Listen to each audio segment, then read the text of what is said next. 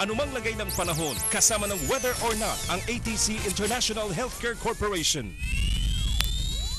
Mga kapatid, posibleng bukas ay maging maganda na ulit ang panahon. Yung namimerwisyo sa ating low pressure area na sobrang lapit sa kanluran ng Zambales, nako, kaya mamayang gabi tinatayang alis ito ng bansa at back to normal na rin ang level ng mga tubig sa mga dam. At kaya pa makakahigop ulit ito ng lakas ng LPA sa West Philippine Sea, sabi ng Pag-asa mga kapatid, malabo na itong maging bagyo. Bukas makakaranas pa rin ng konting pag-ulan ang Ilocos Region, Cagayan Region at Cordillera dahil sa hanging habagat. Habang magiging maaliwalas na ang panahon sa Metro Manila sa mga susunod na araw. Yun nga lang, may namumuong sirkulasyon ng hangin sa silangan ng Mindanao. Hindi pa naman ito low pressure area, no? Pero posible itong magdulot ng kalat-kalat na pag-ulan bukas ng tanghali at hapon sa Samar at Bicol.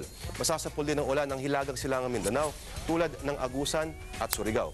Kaya kahit na maaraw sa umaga, nako, huwag maging kampante dahil kadalasang nangyayari ang pag-ulan sa tanghali at hapon kung kailan umaakyat ang nasisipsip na tubig. Kaya mga kapatid, laging magdala ng payong. Pero, maiba tayo.